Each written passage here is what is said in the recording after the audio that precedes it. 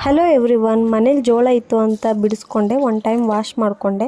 ಅದಾದಮೇಲೆ ಪಾತ್ರೆಗೆ ನೀರು ಇಟ್ಬಿಟ್ಟು ಕುದಿಯೋಕ್ಕಿಟ್ಟೆ. ನೀರು ಕುದಿಯೋಕ್ಕೆ ಸ್ಟಾರ್ಟ್ ಆದಮೇಲೆ ಜೋಳ ಮತ್ತು ಉಪ್ಪನ್ನು ಹಾಕ್ಕೊಂಡು ಬೇಯಿಸ್ಕೊಂಡೆ. ಒಂದು ಈರುಳ್ಳಿ ತೊಗೊಂಡು ಚಾಪರ್ ಮಿಷಿನ್ಲಿ ಸಣ್ಣಕ್ಕೆ ಕಟ್ ಮಾಡಿಕೊಂಡೆ. ಅದನ್ನು ಒಂದು ಬೌಲ್ಗೆ ಹಾಕ್ಕೊಂಡೆ. ಅದೇ ರೀತಿ ಜೋಳ ಬೇಯಿಸಿಟ್ಕೊಂಡಿದ್ದನ್ನು ಸಹ ಚಾಪರ್ ಮಿಷಿನ್ಲಿ ಸಣ್ಣಕ್ಕೆ ಕಟ್ ಮಾಡಿ ಬೌಲ್ಗೆ ಹಾಕ್ಕೊಂಡೆ. ಅದಾದಮೇಲೆ 1 ಟೀ ಸ್ಪೂನ್ ಜೀರಿಗೆ ಹಾಗೂ ಕೊತ್ತಂಬರಿ ಸೊಪ್ಪನ್ನ ಕಟ್ ಮಾಡಿ ಹಾಕ್ಕೊಂಡೆ. ಅದಾದಮೇಲೆ 1 ಕಪ್ ರಾಗಿ ಹಿಟ್ಟು ಹಾಗೆ 1/2 ಕಪ್ ಮೈದಾ ಹಿಟ್ಟು ಹಾಕ್ಕೊಂಡೆ. ಬೇಕಿದ್ರೆ ನೀವು ಗೋಧಿ ಹಿಟ್ಟನ್ನು ಸಹ ಹಾಕೋಬೋದು. ಅದಕ್ಕೆ ಸ್ವಲ್ಪ ರುಚಿಗೆ ತಕ್ಕಷ್ಟು ಉಪ್ಪನ್ನು ಹಾಕ್ಬಿಟ್ಟು ಕಲಸಿಟ್ಕೊಂಡೆ. ಕಾಟನ್ ಬಟ್ಟೆ ತೊಗೊಂಡು ರೊಟ್ಟಿನ ತಟ್ಕೊಂಡೆ.